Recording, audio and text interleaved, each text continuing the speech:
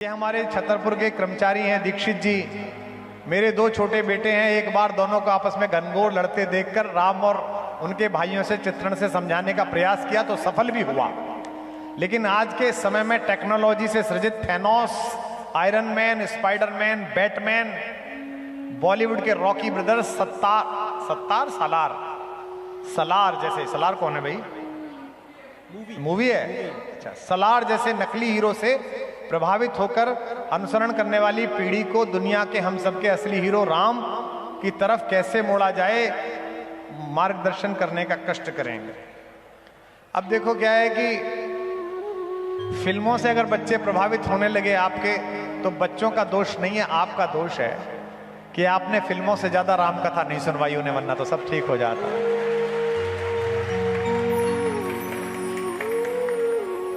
आप फिल्मों से अधिक उन्हें अपने अपने राम की वीडियो सुनवा दो।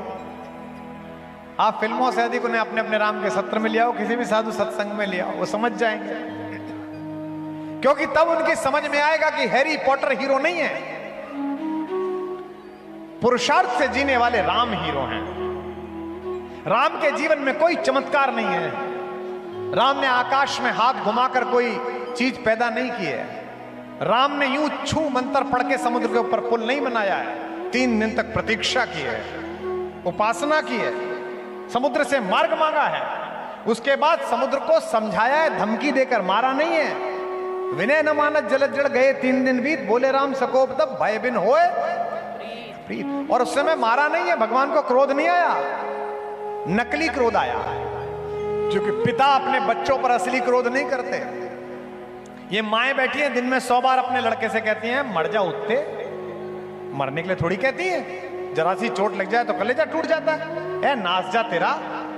हमारी दादी बोलती थी, थोड़ी चाहती थी मेरा नाश हो, प्रेम से बोलती थी। इसलिए वो तो पुत्र है, पंच तत्वों में एक है जल, और भगवान पंच तत्वों के स्वामी है, इसलिए डराते हैं, मारते नहीं है। जब आपको मारना होता है तो हथियार किससे मंगाते नहीं है, आप हाथ में उठा के मार देते हैं। और जब मारना नहीं होता तो क्या कहते हैं, लइए जरा डंडा, अरे अभी बताऊं, ऐसे बोलते हैं। भगवान क्या कहते हैं, लक्ष्मण बाण सरासन लानू, अरे लइयो जरा लक्ष्मण, सोखो बारिद बिसक कृसानू, अभी सोखता हूं इसे। अच्छा चलो ये भी मान लेते कि बाण मंगाया तुरंत ही सोख दे। उसके बाद भगवान ज्ञान देने लगते हैं कि ये मान नहीं रहा है। सठ सन विनय कुटिल सन प्रीति, सहज कृपन सन सुंदर नीति, ममता रथ सन ज्ञान कहानी, अति लोभी सन विरत बिखानी, इतना सारा ज्ञान देते हैं। अगर आपने उसे राम की कहानी सुनाई होती तो उसकी समझ में आ जाता कि हैरी पॉटर कोई पुरुषार्थी नहीं है, राम में पुरुषार्थ है।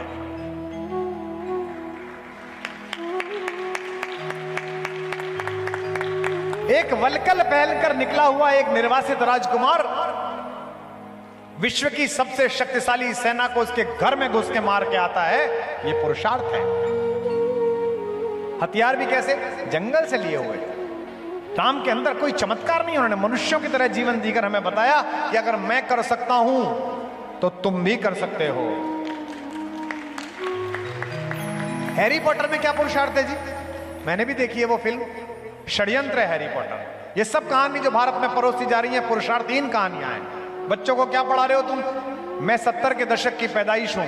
मैंने अपने बचपन में आरुणि पढ़ा, मैंने धौम्य पढ़ा, मैंने नचिकेता पढ़ा, मैंने प्रहलाद पढ़ा, मैंने ध्रुव पढ़ा, मैंने महाराणा प्रताप पढ़े, मैंने झांसी की रानी पढ़ी, और मैंने वो छत्रसाल पढ़ा कि बेतवा नदी का युद्ध याद अकबर को जब आ जाता था, सुनते हैं सोते सोते अकबर महलों में जग जाता था। मैंने वो पढ़ा, यहीं से प्रकाश भैया की कविता से हमने छत्रसाल पढ़ा।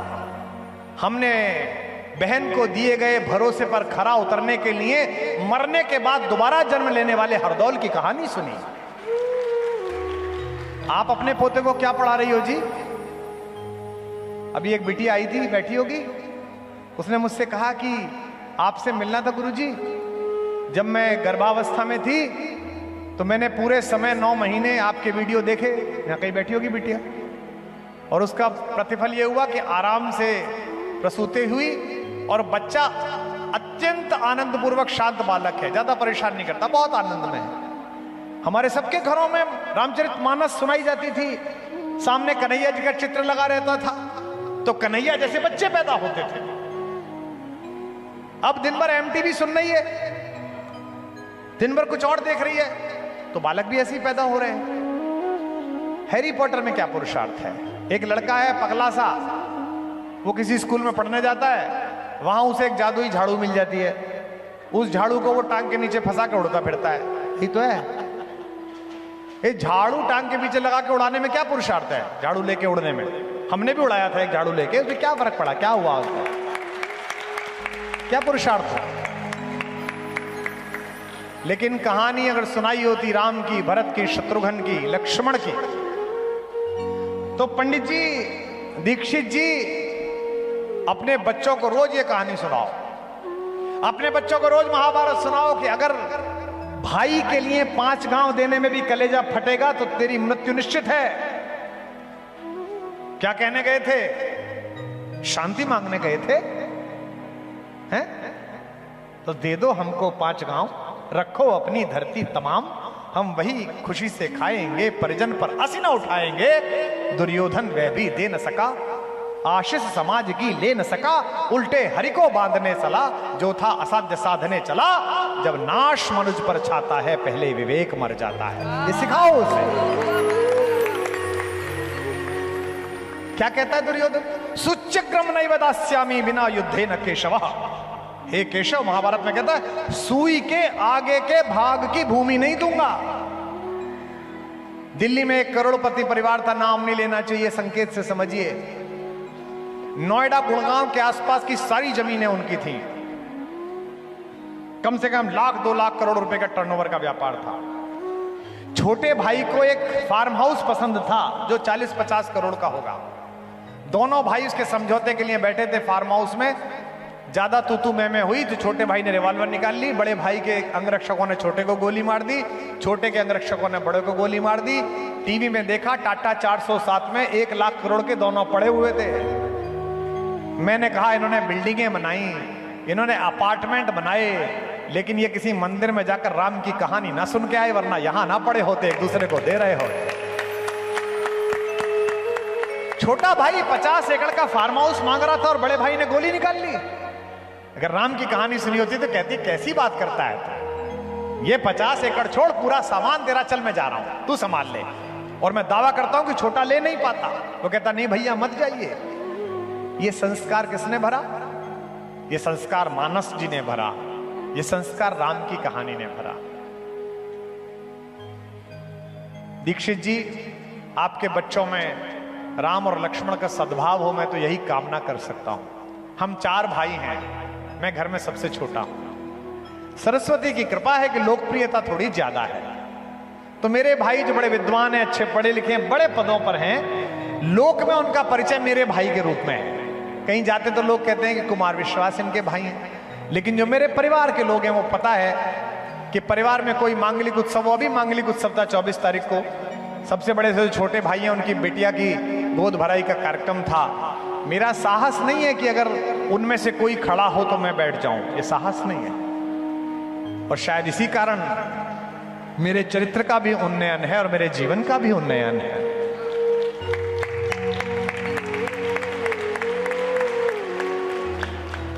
भगवान का राज्याभिषेक हो गया। अगले दिन सुबह उठ के चारों भाई गुरु वशिष्ठ जी के पैर छूने के गए। प्रातः काल उठ के रघुनाथा, मात पिता गुरु नावहि। क्या बढ़िया जनता, इसको सब याद है। इसमें भी क्रम देखिए, माता जिसने पहले जन्म दिया, पिता जो जन्म का हेतु बना, और इस जन्म के बाद ज्ञान का जो दूसरा जन्म दिया वो गुरु ने दिया। तो माओ के पैर छूने के बाद चारों भाई वशिष्ठ जी के पैर छूने के लिए गए। सुनिए, आनंद आ जाएगा आपको। मैं दावा तो नहीं करता, ये अहमन्यता हो जाएगी, लेकिन बहुधा लोगों ने ये प्रसंग ना सुना होगा। जैसे कल मिथिला का प्रसंग बहुत लोगों ने नहीं सुना था।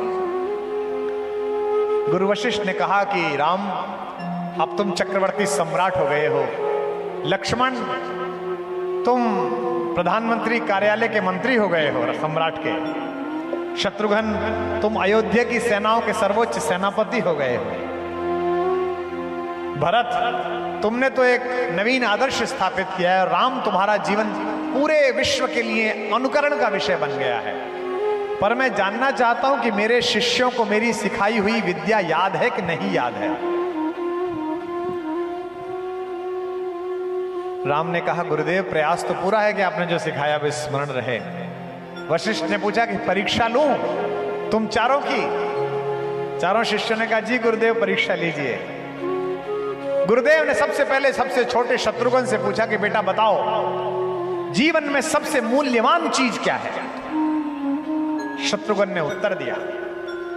लक्ष्मण से पूछा कि जीवन में सबसे मूल्यवान चीज क्या है? लक्ष्मण ने उत्तर दिया। राम जी से पूछा कि जीवन में सबसे मूल्यवान चीज क्या है? राम जी ने उत्तर दिया। भरत बैठे थे, उन्होंने उत्तर ही नहीं दिया, वो रोने लगे और इसी रोने से वशिष्ठ ने उत्तर को ढूंढ लिया। सुनिए कि शत्रुघ्न जी से, ये भी अच्छा है कि आ गए आप।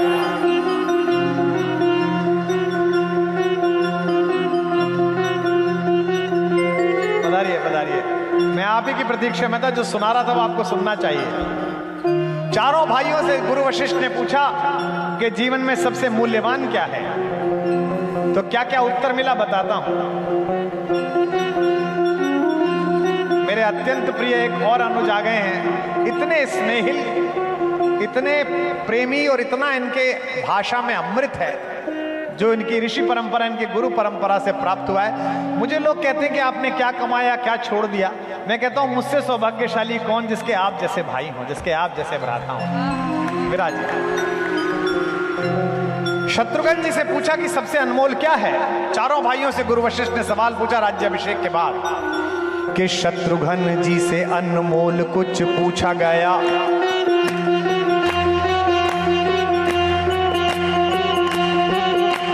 शत्रुघ्न जी से अनमोल कुछ पूछा गया, बोले वीरताई के समान भला और क्या। बोले वीरताई के समान भला और क्या, बोले वीरताई के समान भला और क्या।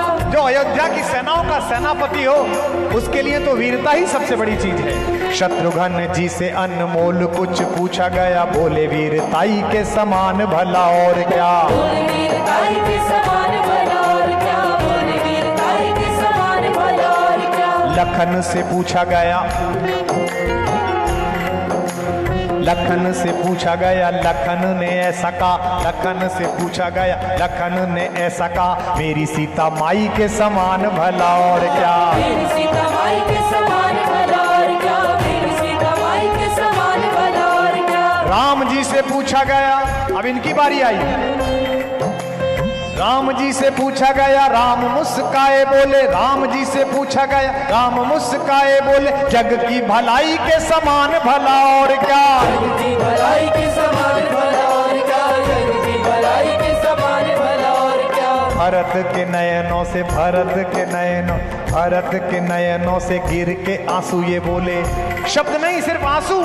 भरत के नयनों से गिर के आंसू ये बोले, भरत के नयनों से गिर के आंसू ये बोले, दुनिया में भाई के समान भला और क्या। दुनिया में भाई के समान भला और क्या, दुनिया में भाई के समान भला और क्या। समझाओ, भाई के समान भला और क्या, दुनिया में भाई के समान भला और क्या। शत्रुघ्न जी से अनमोल कुछ पूछा गया, बोले वीरताई के समान भला और क्या। बोले वीरताई के समान भला और क्या, बोले वीरताई के समान भला और क्या। लखन से पूछा गया, लखन ने ऐसा कहा, मेरी सीता माई के समान भला और क्या। मेरी सीता माई के समान भला और क्या, मेरी सीता माई के समान भला और क्या। राम जी से पूछा गया, राम मुस्काए बोले, जग की भलाई के समान भला और क्या। जग की भलाई के समान भला और क्या, जग की भलाई के समान भला और क्या। भरत के नयनों से गिर के आंसू ये बोले, भरत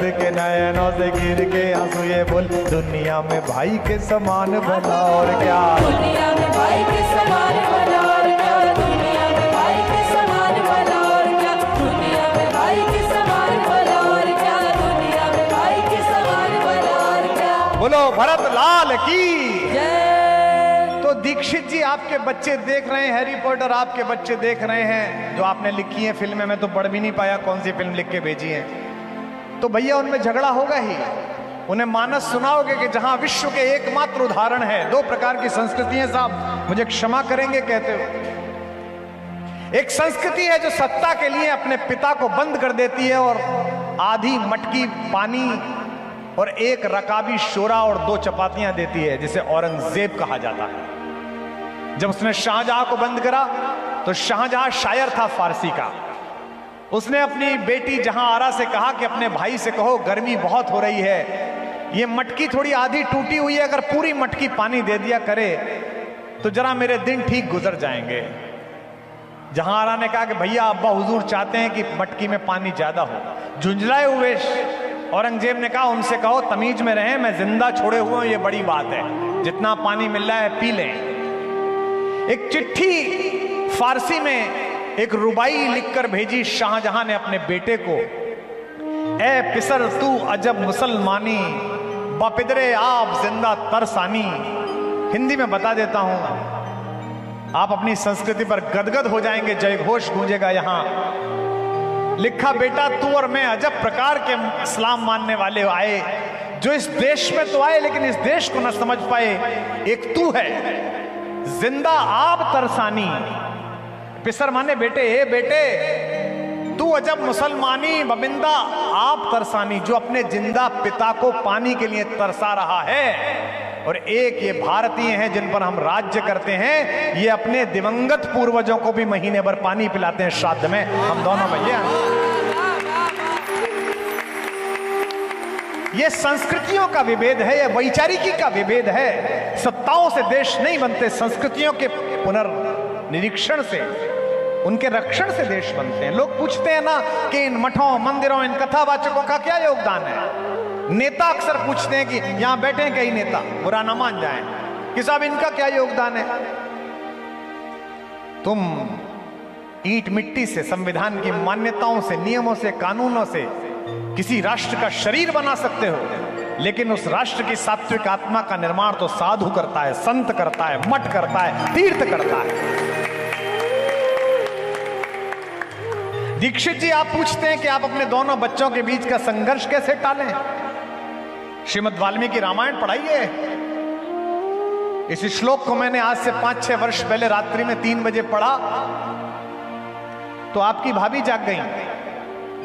वो सुबह उठती हैं 5 बजे पूजा करने के लिए। उन्होंने मुझसे कहा क्या हो गया। उन्हें लगा मुझको कोई समस्या हो गई, क्योंकि मैं हिचकियों से रो रहा था। मैं वाल्मीकि रामायण बंद करता था, फिर रोता था, फिर रोता था, फिर पढ़ता था। मैंने कहा कुछ नहीं, तुम सो जाओ, सुबह समझाऊंगा। राज्याभिषेक राम जी का हो गया। भरतलाल जी सबको धन्यवाद दे रहे हैं कि 14 वर्ष आपने मेरी बड़ी सहायता की। सेनापति को धन्यवाद दे रहे हैं। शत्रुघ्न को धन्यवाद दे रहे हैं कि बेटा तू छोटा है पर मैं तुझे धन्यवाद देता हूं, तू ही मेरे पास रहा। गुरु वशिष्ठ को चरण छू रहे हैं। माओ के पैर छू रहे हैं। कैकेयी के पास पहुंचे तो ठिठके तो राम जी ने आंख तरेरी के सबसे पहले यहां वहां लेटे हैं। अब एक दृश्य आता है, आप भी रो पड़ेंगे बागेश्वर वालों। एक दृश्य आता है जहां वे माता सीता के सामने पहुंचते हैं। अब जटाओं से लिपटा हुआ शीश है और भारतेश्वरी माता सीता बैठी हुई हैं। उनके चरणों में भरतलाल अपना माथा रख देते हैं। कवि लिखता है, महाकवि लिखता है, कवियों का कवि लिखता है, जिसकी आदि कविता में वाणी कल्याणी ने प्रवाह पाया, जिसके कारण मुझ जैसा सामान्य शठ मूर्ख, एक सामान्य गृहस्थ अपनी बात कहने के योग्य हुआ इन लाखों हजारों लोगों में। वो मेरा बाबा, मेरा भगवान लिखता है कि इस सिर ने पैर को और पैर ने सिर को, दोनों ने एक दूसरे को धन्य किया। लंकेश्वर प्रणति भंग दृढ़ व्रतम तद्वन दम युगम। और अंत में लिखता अन्योन्य पावन मभूत भूवस समेत्वा। दोनों ने एक दूसरे को पावन किया। तो मैं बहुत देर तक सोचता रहा कि अगर देवर ने अपनी भाभी के चरणों में शीश रखा तो ये कोई नई बात नहीं है। भाभी तो मां होती है, इसलिए ये शीश धन्य हुआ तो ठीक है, क्योंकि ये चरण कोई सामान्य चरण नहीं है। ये चरण वो हैं जो कालांतर में भारत का आचरण बन गए हैं। ये सीता के चरण हैं। ये चरण सामान्य चरण नहीं है। ये मिथिलेश नंदिनी के वो चरण हैं कि जिनके चरणों में जब वो अपने बाग में चलती थी तो नव पल्लव और कोपल बिछाई जाती थी। ये वो दृष्टि है जिसके सुबह प्रातःकाल जगने पर अयोध्या में 7 पर्दों का गवाक्ष खोला जाता था, ताकि भगवान भुवन भास्कर इन पलकों पर प्रणाम की पहली किरण धीमे से रख सकें। ये वो चरण हैं। इसलिए भरत का सिर धन्य है कि उसने इन पवित्र चरणों में अपना सिर धरा। लेकिन अगली पंक्ति पर आपका ज्यादा कोलाहल गूंजेगा, लेकिन यह सिर भी छोटा मोटा सिर नहीं है। यह सिर वो सिर है जिस पर त्रैलोक्य का राजमुकुट रखा जाना था, और उसने राजमुकुट उतार कर अपने भाई की चरण पादुकाएं अपने सिर पर रख ली थी। वो सिर है। ये अगर आपने दीक्षित जी पढ़ा दिया तो मैं दावा करता हूं कि आपके बच्चों को कोई कुछ नहीं कर पाएगा। और आपके बच्चे तो छोटे हैं। मैंने जयपुर में 4 दिन अपने अपने राम बोला। ऐसे ही प्रश्न आप लोगों ने भेजे। एक प्रश्न आया, मैंने सोचा नाम पढ़ू ना पढ़ू संकोच में। एक सज्जन ने लिखा कि मैं 67 वर्ष का हो गया हूं। 72 साल के मेरे बड़े भैया हैं जो हिम्मतनगर गुजरात में रहते हैं। हम दोनों भाइयों का गांव की संपत्ति को लेकर 30 साल से मुकदमा चल रहा है। मेरे बेटे बहुओं ने उनको नहीं देखा, उनके बेटे बहुओं ने मुझे नहीं देखा। पर कल 2 दिन आपको सुनने के बाद मैं बहुत रोया हूं। और आपका ये अपने अपने राम समाप्त होने के बाद मैं संपत्ति के सारे कागज, मुकदमे के कागज लेके, बहुओं को लेके, बेटों को लेके हिम्मतनगर जा रहा हूं। भैया के चरणों में लेट के रोऊंगा और कागज डाल के कहूंगा, भाड़ में गए कागज, मुझे माफ कर दीजिए, अपना आशीर्वाद दे दीजिए। ये कहानी है। यह भरत आपके घर में है तो रामायण है। और सूच्यक्रम नहीं वदास्यामि बिना युद्धे न केशव कहने वाला दुर्योधन आपके घर में है तो महाभारत कोई टाल ही नहीं सकता है। सरस्वती से देवता कहते हैं कि आप ही के बुंदेलखंड में चित्रकूट में मनाने पहुंच गए हैं भरतलाल जी, राम वापस ना चल दें। सरस्वती से कहते हैं भरत की बुद्धि फेर दो, जैसे मंत्रा की भेजी थी। सरस्वती कहती है क्या मजाक की बात करते हो, भरत की बुद्धि फेर दो? किसी की भी फेर दूंगी, इसकी फेर दो। मोसन कहत भरत मति फेरू, लोचन सहस न सूझ सुमेरु। 1000 आंखें होने के बाद भी जिसे सुमेरु न सूझते हो, ऐसी मूर्खता की बात करते हैं। वह भरत प्रतिमा नाटकम एक बहुत सुंदर महाकवि भास की रचना है, कभी पढ़िएगा। उसमें राज्य छिन जाने के बाद नाराज लक्ष्मण कहते हैं कि भैया आप किस बात के अधर्म के विरोधी हो, किस बात के धर्म के प्रतिपालक हो, आपके तो घर में ही अधर्म हो रहा है, आपका भाग्य छीना जा रहा है। ये कंधे पे धनुष लटकाए क्यों घूम रहे हो, परशुराम जी का दिया हुआ शारंग उठाते क्यों नहीं हो इसे? कितनी अच्छी बात कहते हैं भगवान। कहते हैं किम दोषुणेश रुचिर रुचिर, हे प्रिय भरत लक्ष्मण मैं किसको मारूं और मारकर किसे पातक लूं? अपने उस पिता को जो रघुवंश की लज्जा निभा रहा है कि जो वचन दे दिया वो पूरा किया जाएगा, अपनी उस मां को जो केवल स्त्री धन के रूप में लिए गए अपने वादों को पूरा कराने के लिए वरदान मांग रही है। और तीसरी बात महत्वपूर्ण है, भगवान कहते हैं या अपने उस छोटे भाई भरत को, पाप जिसके व्यक्तित्व की सीमा के बाहर खड़ा होकर अपराधी की तरह प्रतीक्षा करता है कि भरत चले जाएं तो यहां घटित हूं, मैं उस भरत को मारूं क्या? गुरु वशिष्ठ ने कहा कि भरत अब तुम राजा बना दिए गए हो, अब तुम राज्य संभाल लो, 14 वर्ष बाद अगर इच्छा है तो तुम दे देना राम को। आपको पता होगा हम प्रसाद लेते हैं, आज हमने गौशाला में प्रसाद लिया, हमने और भैया ने और सारे संगीत के साथियों ने। प्रसाद कौन सा था? पहले उस प्रसाद का भोग लगा, फिर हमने प्रसाद लिया। भगवान को अमनिया भोग लगता है जो किसी और ने ना खाया हो। यह कहा भरत जी ने कि अगर जो राज्य मैंने भोग लिया और उसके बाद मैं राम जी को दूंगा तो यह प्रसाद नहीं हुआ। इस भोग के एकमात्र अधिकारी तो, इस राज्य के भोग के एकमात्र अधिकारी तो राम जी हैं। सबसे पहले प्रसाद वही ग्रहण करेंगे, उसके बाद जो बचेगा वो मैं स्वीकार करूंगा, इसलिए मैं राज्य को नहीं लेना चाहता। जिस दिन राम जी को वापस बुलाने के लिए भरतलाल गए हैं तो रात्रि में भरद्वाज जी के आश्रम में विश्राम किया उन्होंने, और सुबह जब चलने लगे तो चेहरे पे उदासी थी। तो भरद्वाज जी ने कहा कि राजन आपके मुखमंडल पर उदासी शोभा नहीं देती, आप किस लिए कष्ट में हो? भरतलाल जी ने कहा कि महर्षि मुझे यह पता नहीं है कि भैया मुझसे नाराज हैं कि मुझसे प्रसन्न हैं। मुझे ये पता नहीं है कि मैं पहुंचूंगा तो भैया दोनों हाथों से मेरा स्वागत करेंगे या मेरा तिरस्कार करेंगे, क्योंकि मुझसे अपराध बहुत बड़ा हुआ है। और बागेश्वर धाम वालों, दुनिया में अकेले भरत हैं जो उस अपराध की सजा पा रहे हैं जो उन्होंने किया भी नहीं है।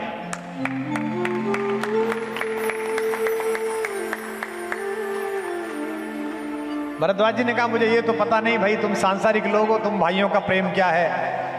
पर मैं इतना जानता हूं कि राम जब सुबह यहां से गए थे और पुरोहित को मैंने बुलाया था कि गंगा पार करनी है, अब पूजा अर्चना कर दो, तो भगवान ने हाथ में अक्षत ले रखा था और थाली ले रखी थी।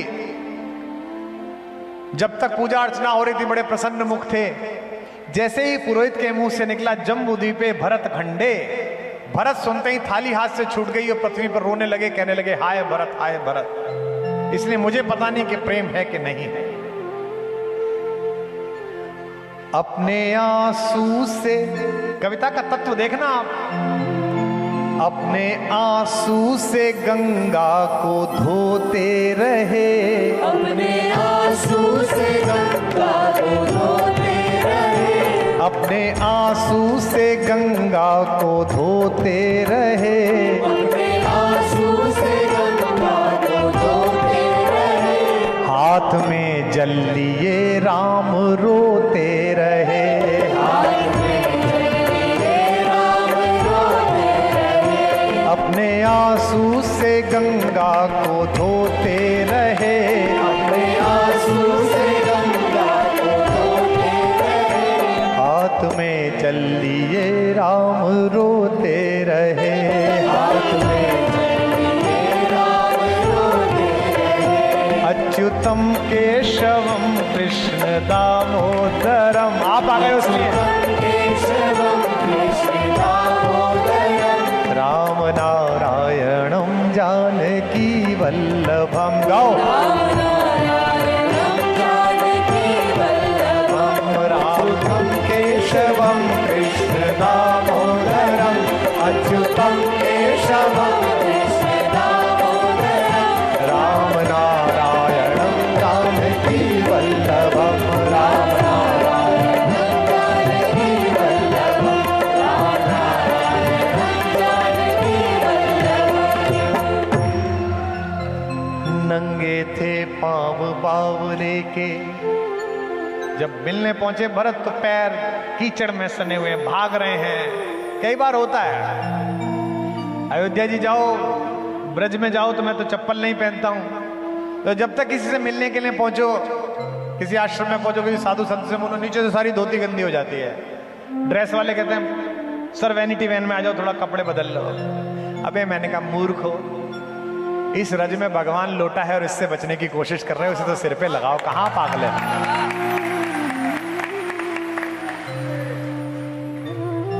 नंगे थे पांव बावले के, कीचड़ में लिसे हुए भी थे, नंगे थे पांव बावले के, कीचड़ मिट्टी में लिसे हुए। भरत और राम मिलने की प्रतीक्षा में आमने सामने 10 मीटर की दूरी।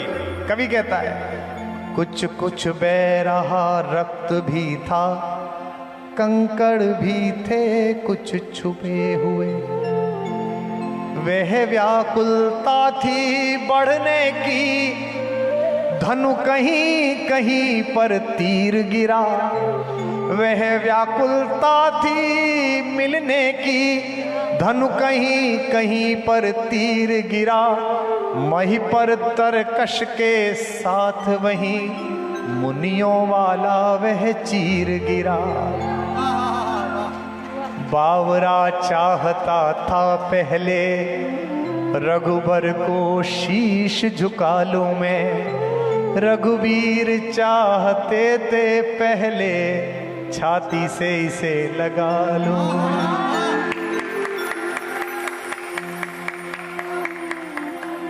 रघुवीर चाहते थे छाती से पहले इसे लगा लूं मैं।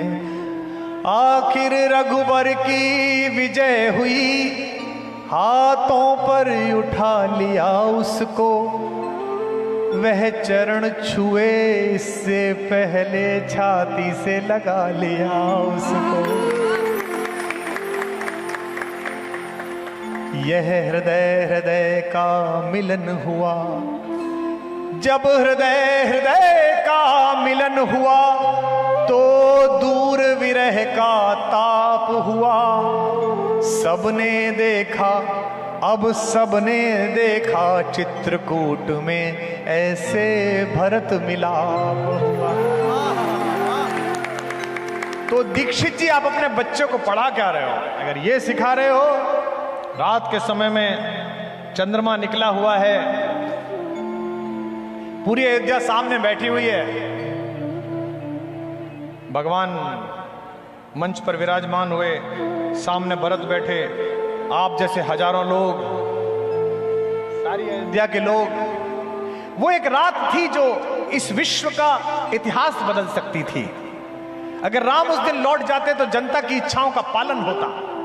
दिल्ली में बैठे हुए मठाधीश और लखनऊ और भोपाल में बैठे हुए नेता और यहां आए हुए विधायक गण समझें कि भगवान ने एक नया आदर्श तय किया है। राम जी ने, जनमत सदा सत्य नहीं होता, कई बार जनमत भी गलत होती है, लेकिन नीति सदा सत्य होती है, सत्य सदा सत्य होता है। अगर उस दिन राम लौट जाते तो जनता तो बड़ी प्रसन्न होती कि चलो कंटक कटा वापस आ गए, लेकिन भगवान ने कहा कि नहीं, मेरे और तुम्हारे पिताजी ने संविधान में संशोधन किया है। इसीलिए मैं सारे लोगों से कहता हूं कि भगवान अगर लड़कर अपने विग्रह में स्थापित हुए हैं रामचंद्र जी, तो मुझे इसका दुख नहीं है, मुझे इसका सात्विक स्वाभिमान है कि न्याय के देवता ने न्यायालय में लड़ा के अपना न्याय लिया। और आज ये मेरा छोटे भाई, मेरा अनुज मथुरा से आए हैं। मैं इसी व्यासपीठ से इसी शुभकामना को आपके संकल्प के बीच दोहराता हूं कि साल नहीं बीतेगा, जैसा उत्सव हमने अयोध्या में मनाया वैसा हम मथुरा में मना के मानेंगे, लेकिन सात्विकता से मनाएंगे। यह दो संस्कृतियों का अंतर है। एक कहती है कि इसमें जो लिखा है वही सत्य है, इसके बाहर गए तो सरतन से जुदा मार देंगे। एक हमारी संस्कृति है। ये किताब आई है सनातन धर्म क्या है मेरे छोटे भैया की, सबको पढ़नी चाहिए, बड़ी सरल है, मैंने भी पढ़ी। लेकिन इस किताब में भी 5 दोष जो मुझे दिखेंगे वो लिख के मैं फोन करूंगा कि भैया ये छूट गया, अगले संस्करण में ठीक कर लेना, और वो मानेंगे। ये कहां से आया है? ये परंपरा इस संस्कृति से आई है जहां आद्य शंकराचार्य, विश्व की सबसे बड़ी तेजस्वी विभूति, दक्षिण से चली और महेश्वर में मंडन मिश्र को शास्त्रार्थ के लिए आमंत्रित किया। मंडन मिश्र का क्या जलवा था। शंकराचार्य जी महेश्वर पहुंचे और किसी पनघट पे पनिहारिन से पूछा कि मंडन मिश्र का घर कहां है, तो पनिहारिन ने कहा जिस द्वारे पर तोता और मैना संस्कृत भाषा में द्वैत अद्वैत का शास्त्रार्थ करते मिले, वो महारथी मंडन मिश्र का घर है। इतना बड़ा महारथी था।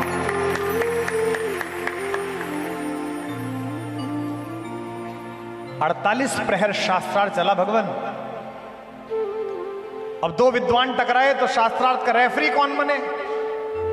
ये जवान लड़के जो आए, जज साहब आए, आज मिले थे। जज साहब मुझे माफ करना, सम्मान मत भेज देना इस बात पे, पहले ही बहुत मुकदमे मेरे ऊपर। हमको बताया गया कि इटली में 1878 में एक महिला हुई, लिंडा पोइट। वो पहली महिला वकील थी। इससे पहले स्त्रियों ने वकालत नहीं करी। इससे पहले स्त्रियां, तुम पढ़ते विदेश से हो इसलिए तुम ऐसा सोचते हो। 1800 साल पहले इसी पृथ्वी पर 2 विद्वानों ने तय किया कि कौन जज बनेगा। तो मंडन मिश्र ने कहा आप चुन लीजिए। तो मेरे शंकराचार्य ने जज चुना मंडन मिश्र की विदुषी पत्नी देवी भारती को, कहा ये जज बनेंगे। देवी भारती ने कहा कि मैं तो काम में लगी रहूंगी, लेकिन चिंता मत करो, निर्णय तुम दोनों का कर दूंगी। 3 दिन तक शास्त्रार्थ चला। रात को माता सो गई, सुबह गैया का दूध निकालने के लिए उठी, देखा दोनों शास्त्रार्थ कर रहे थे, चुप बैठे हुए थे, खामोश। दोनों ने मां की ओर देखा कि निर्णय करो। मां ने कहा मेरा पति हारा, शंकराचार्य तुम जीते। किसी ने पूछा कि कैसे पता चला? बोले नील कमलों की मालाएं 2 बनाकर मैंने दोनों के गले में डाल दी थी।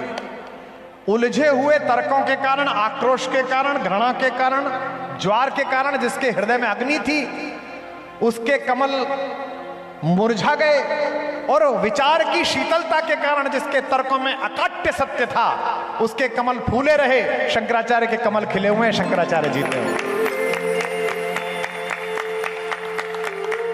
जब चलने लगे तो मंडन मिश्र का नाम बदल दिया, शिष्य के रूप में स्वीकार करके आद्य शंकराचार्य ने करा सुरेश्वर मिश्र। मुझे इस वाचालता के लिए साधु संत क्षमा करेंगे, मैं धर्म का अधिकारी विद्वान नहीं हूं, अध्ययन और गुरु परंपरा में जो मिला उससे बोल रहा हूं। सुरेश्वर मिश्र ने कहा, गुरुदेव आप तो केदारनाथ जी जा रहे हैं मंदिर का निर्माण करने के लिए, मेरे लिए क्या आज्ञा है? ये केवल भारत है जिसके पास अपने अनुशीलन और पुनर्पाठ की इतनी संभावना है। कहा आद्य शंकराचार्य जी ने, हे मेरे प्रिय शिष्य सुरेश्वर, तुम मेरे आज तक के लिखे हुए पर वार्तिक लिखो। 32 वर्ष की आयु में भगवान शंकराचार्य ने जो लिख दिया है वो कोई लिख नहीं सकता है। गंगा जी के सामने खड़े हो तो भी शंकराचार्य जी याद आते हैं, देवी सुरेश्वरी भगवती गंगे त्रिभुवन तारिणी तरल तरंगे शंकर मौलि विहारिणी विमले मम मत रास्ताम तव पद कमले। विष्णु जी को प्रणाम करो तो शंकर जी याद आते हैं, शंकर जी को प्रणाम करो तो भी शंकर जी याद आते हैं। नमामि शमीशान निर्वाण रूपम विभुम व्यापकम ब्रह्म वेद स्वरूपम, वही याद आता है। इतना विद्वान व्यक्ति अपने शिष्य सुरेश्वर से कहा, मुझ पर वार्तिक लिखो। यहां जो संतगण बैठे हैं, जो विद्वान बैठे हैं, वे वार्तिक का अर्थ समझते हैं, लेकिन सामान्य जनता के लिए बता रहा हूं। इस पर जय घोष करना कि तुम्हारी गुरु परंपरा कितनी सरज और सहज है, कोई अहंकार नहीं है हम में। वार्तिक का मतलब है उत्तम। जो मैंने कहा है बेटा इसकी समीक्षा कर, ये तो कोई बड़ी बात नहीं है। मेरी 3 किताबें बेस्ट सेलर, कोई दीवाना कहता है पगली लड़की और फिर मेरी याद, मैं कहूं कि इसकी समीक्षा करो, इसमें क्या महान काम है, अपनी तारीफ करवा रहा हूं। कहते हैं उत्तम, इसकी समीक्षा कर। अनुक्तम, जो मैं नहीं कह पाया हूं बेटे उसकी समीक्षा करके गुरुजी आप चूक गए, बड़ी बात। और करतल ध्वनि कम उठी, अगली बात पर जय घोष उठ जाएगा। ये केवल साहस भारत का शंकर कर सकता है, भारत का गुरु कर सकता है, भारत की व्यासपीठ कर सकती है। कहा उक्तम अनुक्तम दुरुक्तम च वार्तिक। और बेटा अगर मैंने कुछ गलत भी लिख पढ़ दिया हो तो उसकी भी समीक्षा करके गुरुजी आपने गलत लिख दिया, ये बात भारत की। राम बैठे, चंद्रमा ऊपर निकला हुआ है। ये चंद्रमा भगवान के जन्म पर बड़ा दुखी था। जब भगवान पालने में थे तो चंद्रमा बहुत नाराज था, टेढ़ा मुंह किए हुए था। उस समय की नक्षत्र गणना देख लो तो भी टेढ़ा ही दिखेगा। तो भगवान ने पालने में कहा, भाई तू क्यों दुखी है, प्रकृति श्रृंगार कर रही है। उसने कहा हमारा क्या, आप तो सूर्यवंशी हो, आपके नाम में तो सूर्य ही सूर्य है, हमारा क्या मतलब है। भगवान ने कहा दुखी मत हो, मैं सबके कल्याण के लिए आया हूं। आज से मेरा नाम कभी तेरे नाम के बिना नहीं लिया जाएगा, दुनिया मुझे रामचंद्र के नाम से जानेगी, तू भी प्रसन्न रहे। गुप्त जी लिखते हैं बुंदेलखंड के, रात्रि में जनता बैठी, आनंद लीजिए इसका, कि तदनंतर बैठी सभा उटज के आगे, नीले वितान के तले दीप बहु जागे, टकटकी लगाए नयन सुरों के थे वे। सब टकटकी लगाए थे, पता नहीं क्या होगा। परिणाम उत्सुक उन भयातुरों के थे वे। वह चंद्रलोक था कहां चांदनी वैसी, प्रभु बोले गिरा गंभीर गूढ़ निधि जैसी। एकदम भगवान बोले, हे भरत भद्र अब कहो अभीप्सित अपना। भैया बताओ क्यों आए, क्या चाहिए। सोचिए, जिसके कारण उनके परम प्रिय भाई को इतना कष्ट सहना पड़ा, उस भाई से भाई पूछ रहा है कि तुझे चाहिए क्या। सब सजग हो गए, भंग हुआ जो सपना। भरत ने कहा, हे आर्य रहा क्या भरत अभीप्सित अब भी। मुझे और क्या चाहिए भैया, मैं तो इसी दिन के लिए पैदा हुआ था कि मेरी माँ के कारण मेरे पिता कष्ट पाकर मरे, आप इस पेड़ के नीचे बैठे रहें, भाभी के पैरों में बिवाई फट जाएं, इसी दिन के लिए पैदा हुआ था। कहते हैं मैं इस बात से परेशान नहीं हूं कि आपको इतना कष्ट हुआ, आज मैं इस बात के लिए परेशान हूं कि आपने मुझसे ये पूछा कि मुझे क्या चाहिए।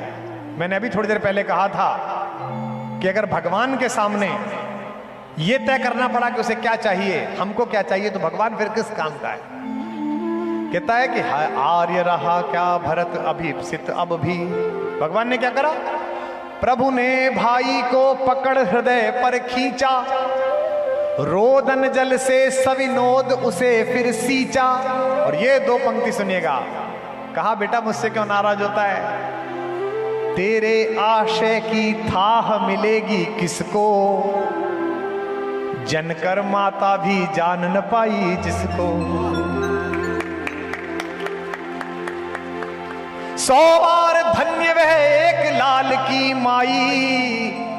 आप भी बोलना, 100 बार धन्य वह एक लाल की माई, जिस जननी ने है जना भरत सा भाई। पागल सी प्रभु के साथ सभा चिल्लाई, 100 बार धन्य वह एक लाल की माई। ऐसा भाई जिसको प्राप्त हो जाए। बड़ा प्रसिद्ध प्रसंग है, मैंने कई बार सुनाया भी है और बहुत सारे लोग इसे सुनाते भी हैं, लेकिन कुछ लोगों को इसमें अत्यंत आनंद मिलता है, इसलिए मैं सुना रहा हूं। बाकी मुझे शबरी पर विशेष रूप से आज बोलना है।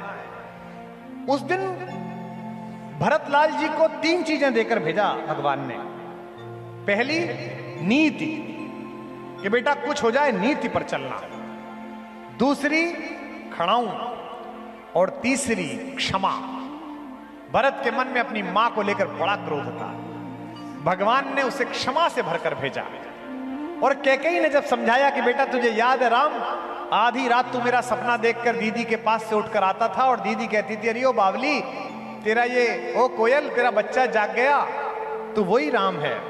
होने पर बहुधा अर्धरात्रि अंधेरी, जी जी आकर करती पुकार थी मेरी। लो कुहुकनी अपना कुहुक राम यह जागा, निज मंझली माँ का स्वप्न देख उठ भागा।